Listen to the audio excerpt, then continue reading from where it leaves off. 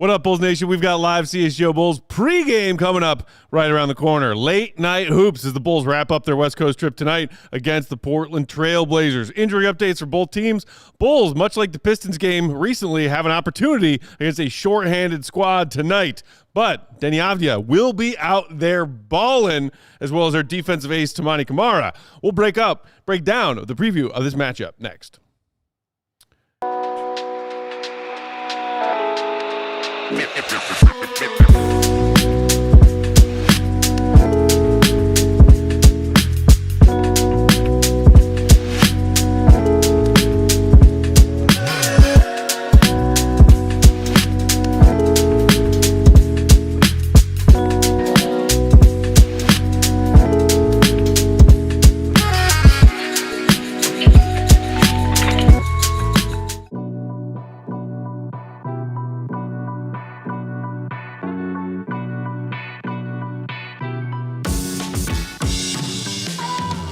Talking about what's going on, Bulls Nation. Welcome in to CHGO Bulls pregame. Coming to you live from our studios here in West Loop, downtown Chicago. CHGO Bulls pregame is presented by Michelob Ultra and Bet365. The delicious taste of victory.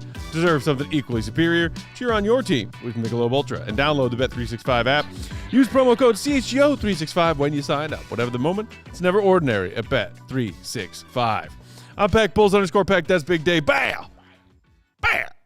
DAWL Sports, Will the Go Gottlieb, Will_Gottlieb, and King of the Controls hanging out with us on a late hoops night. Joey C. What up, Joey? Very excited for this late night hoops, gentlemen. Do we solve like relationship advice? Like we take like love phone calls? I'm for it. Yeah. Oh, I'm all about the quiet storm. All is on the table. Nothing is off the table when it comes to 9 p.m. tips. This basketball win is going out to Joey C. Denise. The C is for a crack of dawn. Come back to Adam. Adam's just so lonely without you, and he's sorry. I'm gonna need you to drop your tone a little bit lower, bro. Like, hey, ladies, out there in the quiet storm. Shout out to everybody, Bulls Nation, who are joining us for this one late at night. Thomas Banks in the chat saying Fro and Flo is ready to go. Yes, sir. D. Lasso saying don't lose this damn game. Liam saying come on, boys, we need this win. Okay. Miller Dance saying let's go Bulls. Looking forward to a late night victory. PT Soren saying howdy y'all. Captain Crikey. It's fine, but Giddy Committee stay. Well, Giddy Committee has always been here and will never go anywhere. But that's referring to the supporters, the group. Oh, the Big Dave is trying to make Captain Crikey the specific man's nickname. It's catching on, man. I'm getting the basketball That's right. reference, baby. What up, Julie TRC15, who said, heck yes, the HGO After Dark. That's right. Yeah. What up, Some are Jeff calling Crook? it After Dark. Some are calling it Bulls Until Dawn. Let's go. Julie also said, hey, friends, Some this are game doing begins that. at midnight for me, and I have work tomorrow. Wow. man. Bless your heart. For real. Also, what time zone are you in? What are you living in, Iceland? Like, where is it midnight right now if it's 9 o'clock in Chicago? That's a very good question. I'm so confused. Figure Maybe it they're out. saying that tip-off would be at midnight their time. Could be. That would still be in a Even more strange confusing. location. Shout out to Baby2Shark4 at the bar with Emma and Chloe watching the Bulls game. Oh, what up? What up? CHGO fam. A lot of people here for a late night Bulls game. Oh, Argentina. Shout out to you, Julie, and all the members of Bulls Nation Argentina.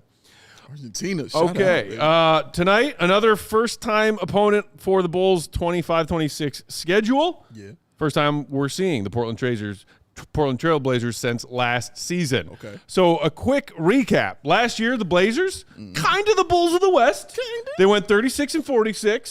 Not the Bulls 39-43, mind you. But they finished 12th in their conference, missing the play-in tournament. They were a poor offensive team, a middle-of-the-road team defensively, a -3 net rating. They did have some positive standouts, though. Of course, primarily the play of Deni Avdija, who specifically after the All-Star break put up a stat line of 23, 10 boards, and 5 dimes. Suck it, Fred. Shaedon Sharpe continuing to grow solidly into a young NBA player. He averaged 18.5 points per game last season.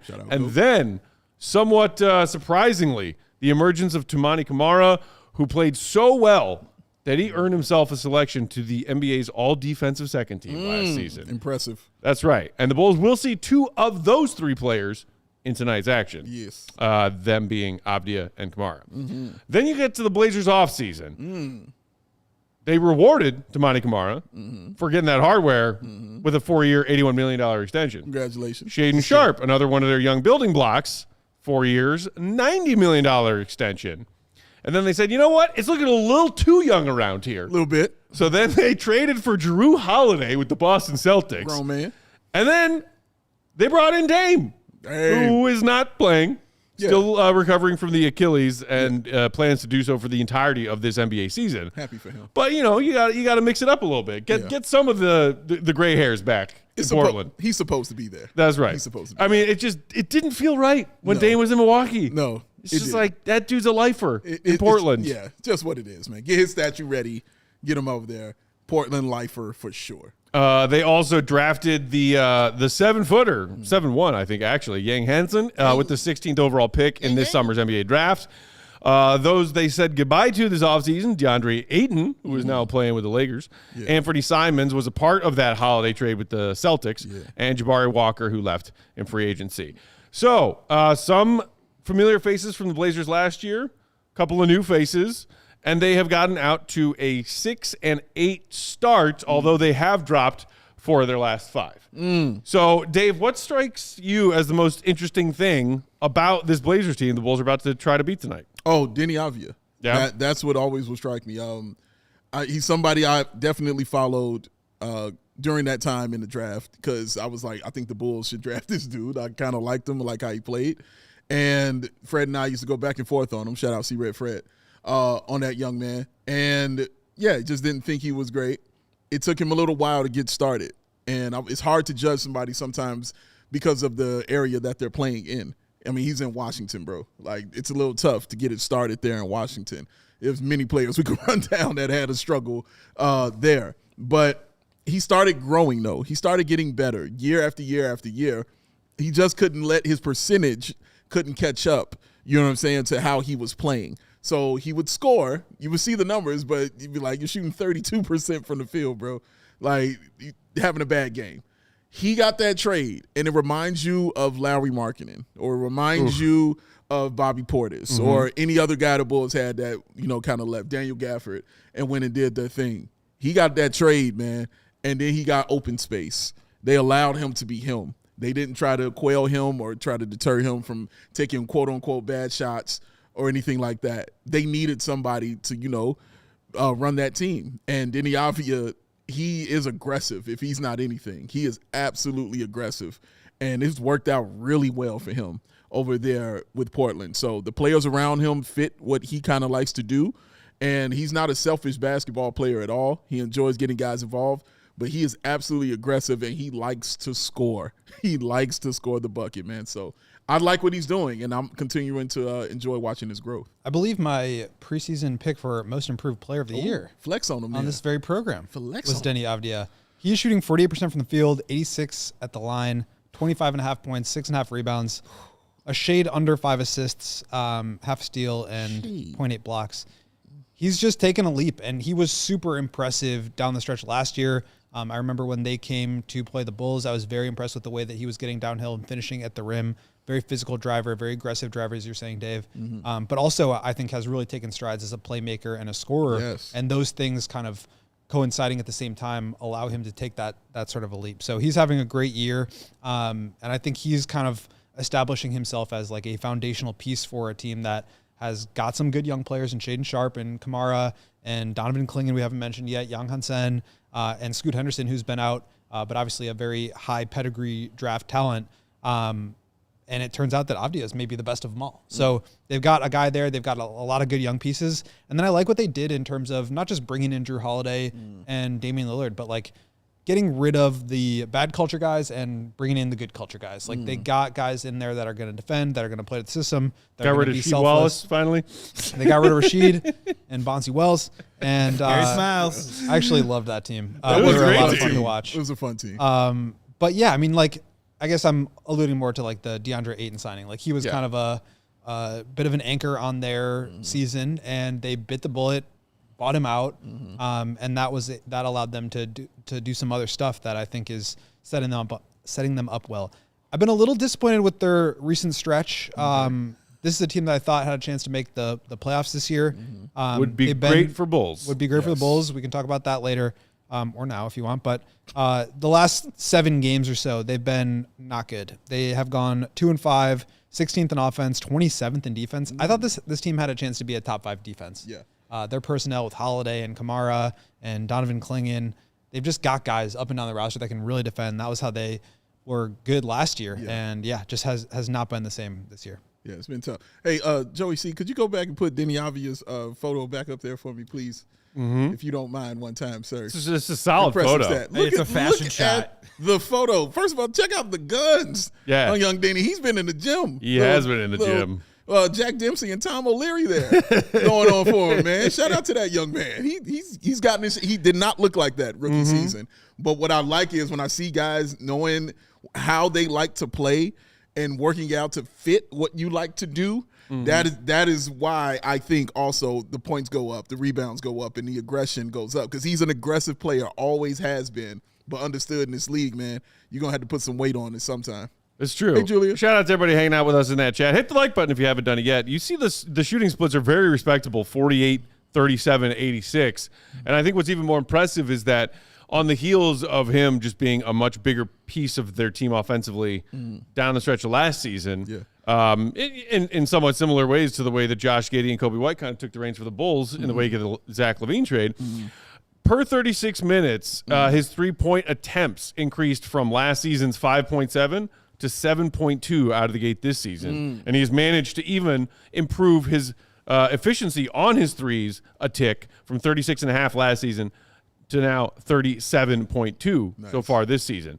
So three-point attempt rate has gone up, and he's not only managed to keep his efficiency where it was last season, but he's actually also brought it up a bit, and he's doing the same thing at the free throw line. Yes. Per 36 free throw attempts for Deni Avdija last season, 6.2. So far this season, 8.1. He also increased last season's conversion rate at the charity stripe from 78% so far this season to that, as you saw, 86%. He's getting to the free throw line more, and he's knocking down his free throws at an 8% higher clip than last year. Yeah. This dude is turning into a legitimate offensive weapon. Yeah. I talk about it ad nauseum, man. When you hit your free throws, it makes you a whole different player, puts you in a different tax bracket as far as points per game, and puts a different set of eyes on you when you're talking about all-stars and things like that. Yeah. Absolutely. I mean, that's what we've talked about with Coby and Giddey. Like, for him, it's been the same thing where it's like that just changes who you are as a player. And it also allows, I think the big key here is like, for him, he's not like an elite passer, but he can pass. He can make plays. I think that extra pressure that he puts on teams as a scorer opens up the passes and allows him to just be an offensive hub. I mean, he's like putting up all-star numbers this year. I don't know if he'll make it. Western Conference is tough, but like it would not surprise me the way he's playing right now. Yeah. He's been awesome. We got ourselves a queen of the controls in the chat, gentlemen. Did you see that? What happened? Did we? Katy. Oh, Katie's in the building? We got a Katy in the chat. Hey, Yay! you know what that means? Y'all got to hit the like button. That's freaking That's why right. she showed up. That's the right. likes are low. The viewership is high, but the likes are low. And Katy will not stand for those things, ladies She and could gentlemen. sense it. She could sense the likes are low. I better get in. She was like, I better get in there. Better get in there and check that out, man. She Hit also that like button. she asked me if I'm familiar with what the term grout fit. It's when you're wearing all gray. It's a grout fit. Oh, my guess was because she's hanging out with some of the CHGO queens at the bar, I think, that it's like a group outfit where everybody wears the same thematic things in the clothes department. That would be called the uniform. Bonjour. I mean, does that not sound like a phrase a younger person would use? No. Like, oh, guy, okay, like let's go to the bar tonight. I'm not bailing you out on this one. What groove fit are we wearing? No, God, no. I'm not hanging with them. Oh, my gosh, man. Fully gray outfit, which I'm currently wearing. How about the red and black Jordans? How about the red and black And the Bulls hat. hat? Well done. Come on now. What about Goat? Goat Some is accents in here. outfit in here. There's also some white trim in the hoodie. You Okay. in there from socks to everything. You ain't Yeah, playing. yeah. What Well, you yeah. doing after this? What about Mr. Broadway stagehand over here? What's going on? What's going on here? This dude's and lights. Stop deflecting. He's man. late for that set change between Acts 1 and 2 in Hamilton in Chicago. Oh, my God, dog. Like, Guns Avenue and ships, H. y'all. Where were we? All right, the Blazers. You know what? Actually, before we dive back into tonight's contest, let's knock out a quick ad break. Hit the like button while you listen to these words from our friends and sponsors. More pregame next. Oh, my God. CHGO Bulls is brought to you by Bet365. Right now, with the Bet365 early payout offer, you're a winner if your team goes up by 17 points with an instant payout offer on straight bets and parlay selections marked as winners. That sounds like what I wanted to see the Bears do this weekend. Download the app, use promo code CHGO365 when you sign up. They got something for every football night of the week. Thursday Night Football, $10 safety net bets. Sunday Night Football, there's a $365,000 jackpot you can get in on. And Monday Night Football, 50% super profit boost tokens on same game parlays. You can double your winnings on parlays with Bet365's 100% parlay boost. So what are you waiting for? Also take advantage of that $150 in bonus bets offer when you first sign up with promo code CHGO365 and make your first $5 bet. Win or lose that bet, doesn't matter. You're going to get $150 in bonus bets either way with a promo code CHGO365. Whatever the moment, it's never ordinary at Bet365. Gambling problem? Call 1-800-GAMBLER. Ladies and gentlemen, you could be good. Good thing. Yeah, you can be good. It's good. You can also be great. Oh. All right. Now, that's what you should be striving for, being great. But then there's that door behind it. Oh, that door with that light coming out of it. You can be ultra. And when you open that door, you are hit in the face with frosty coldness. And when you wipe your eyes, you see the blue and silver cans or bottles of Michelob Ultra. Because once it hits your laptop, it's an amazing time. Big Dave, what makes it so ultra? Thank you for asking me that. 2.6 carbs, 95 calories. It's a superior smooth taste worth playing for, and is the official American beer sponsor of your Chicago Bulls. So grab a Michelob Ultra Superior Light Beer as you cheer on the Chicago Bulls, because no matter what you're playing for, you can make it superior with Michelob Ultra. Be Ultra Magnetic. Ultra. CHGO Bulls pregame is back, rolling along on Wednesday night, getting ready for some late night hoops. Hit the like button if you didn't do it during the ad break. Hit the like button for Queen Katy hanging out in the chat, teaching everybody a new term. All right, y'all. So you were saying the other a minute ago that you're surprised the Blazers have not been a better team defensively out of the gate so far. They do excel in one area when you're looking at the Blazers' defensive four factors, though. When it comes to opponents' effective field goal percentage, 20th, middle bottom of the pack. Defensive rebounding, here's an opportunity for the Bulls offensively tonight. Dead last in the NBA are the Blazers. They're also 27th in the NBA in preventing their opponents from getting to the free throw line with a 2.68 opponent's free throw to field goal attempt ratio. But opponent turnover percentage, the Blazers force the sixth most in the NBA. 14.6 opponent turnover percentage. So the Bulls, we've been talking about playing fast while also limiting turnovers. They do a better job of it some nights than others. They've got to be protecting that ball tonight because they also, to their credit, finally and rarely won the field goal attempts battle against the Nuggets in that surprising win on Monday. Let's see if they can do that again tonight because the Blazers, while they have been a terrible defensive rebounding team, are the second best team in the NBA behind, I believe, only the crazy offensive rebounding Houston Rockets with a 31.5 offensive rebounding percentage. Second best. So the Bulls need to protect their defensive glass tonight and also perhaps take advantage of the Blazers being exposed on the offensive glass. Yeah, and they are also one of these teams that's taking the shot profile very seriously. They're top 10 in total three-point attempt rate. They do take a lot of non-corner threes, so above the break shots, which the Bulls are pretty happy to give up.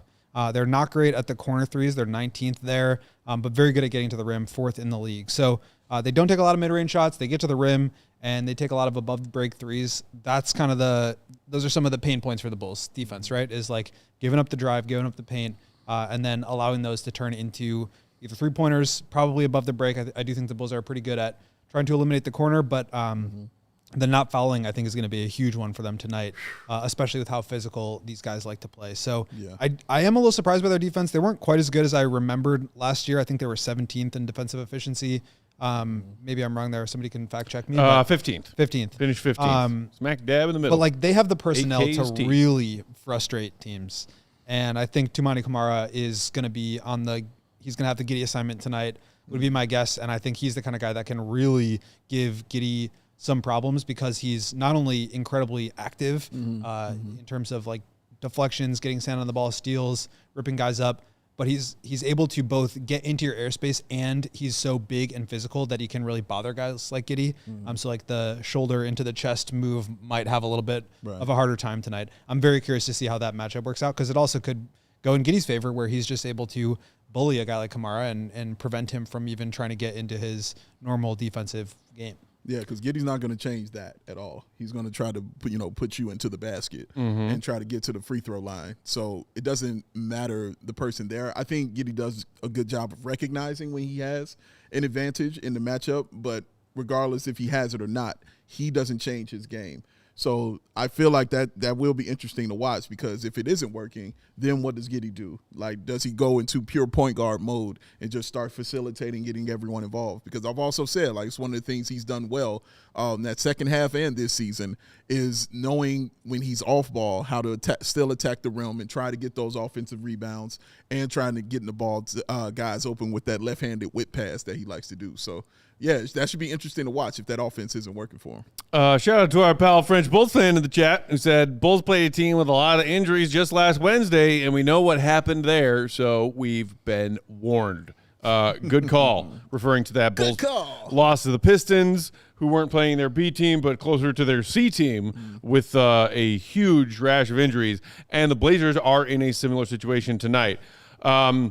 When it comes to the Blazers, we already touched on the fact that Lillard's out with a long-term injury. Scoot Henderson, less long-term, but still longer-term. No specific known timetable for his return yet after his hamstring tear that happened back in September. He's still on the shelf. Matisse Thybulle, key member of their bench at times, out.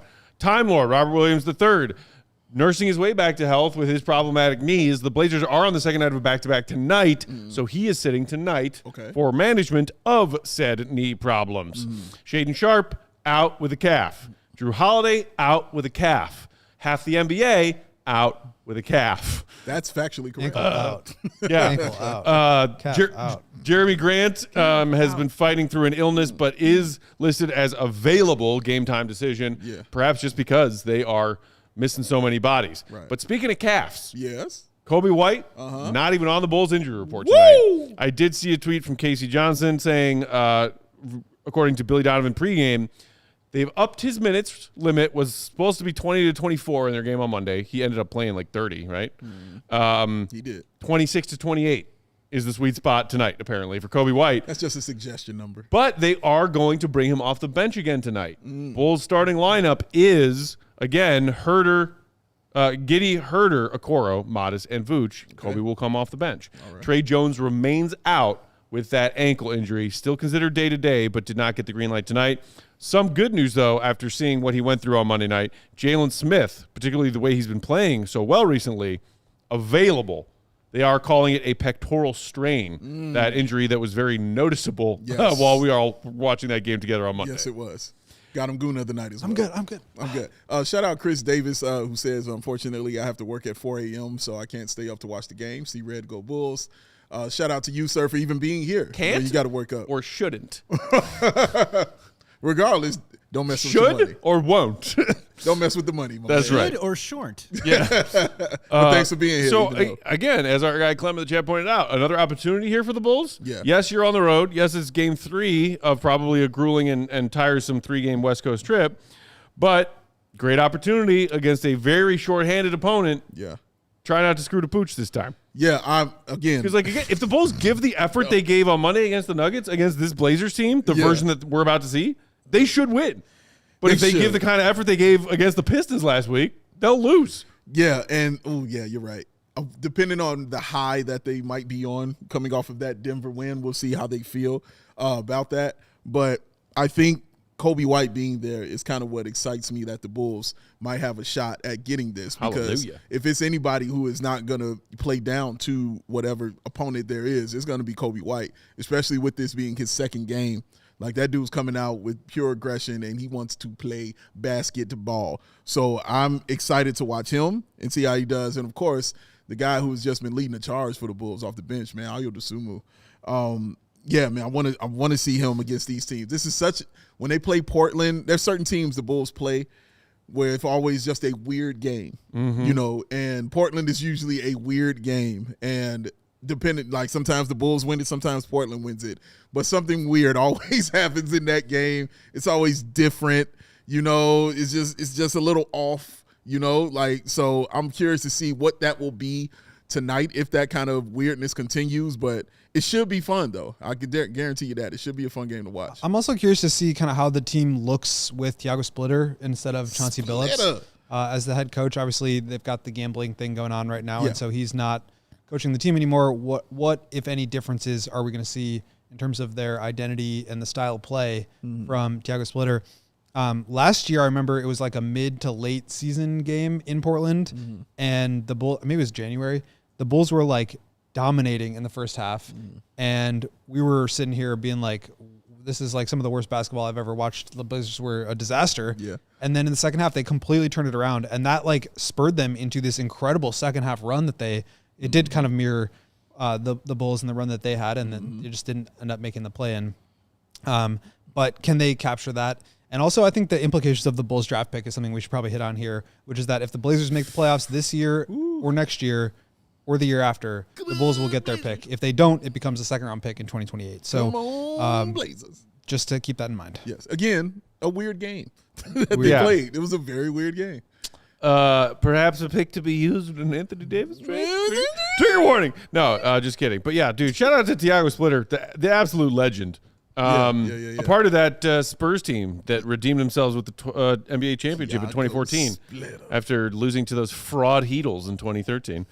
So your Blazers starting lineup tonight is Sidi Sissoko, Deni Avdija, Jeremy Grant, Camara, and the young big man Donovan Clingan. So not exactly a lineup of scrubs. Right. Like there's still plenty of talent in that starting five. Sure. But no wily, reliable vet Drew Holiday for that perimeter defense and the occasional clutch bucket when you need it.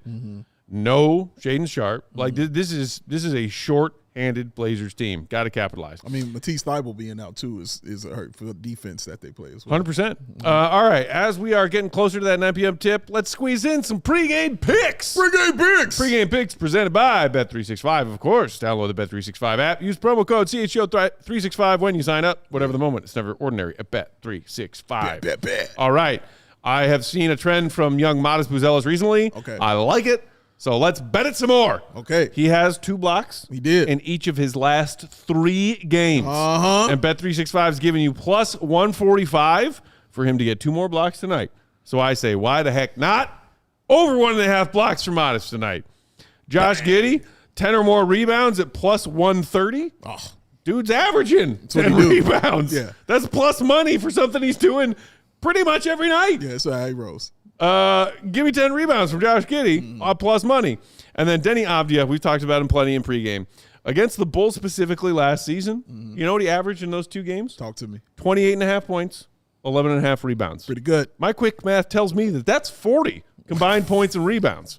And his over-under number on combined points and rebounds tonight, just a measly 32.5. What? And based on that and the way that the Bulls defense has looked of late, I'm saying take the over on Deni Avdija points and rebounds, y'all. Solid value there at minus 120 for something he did very comfortably in his 2 contests against the Bulls last season. I dig it, sir. I dig it. He's the exact kind of player I think that the Bulls are going to struggle with to defend.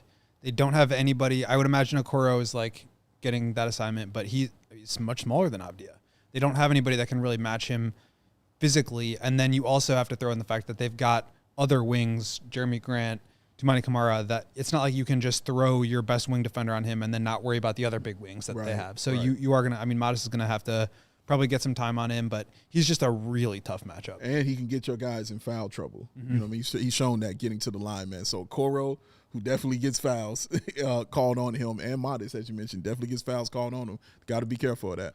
Just as a quick reminder to, I think, Luke Carney backwards in the chat, saying when people are talking about temps and seasons, shout out to all of the Aussies of Bulls Nation, saying, yes, we have 29C here today. None of us know what the hell you're talking about, all right?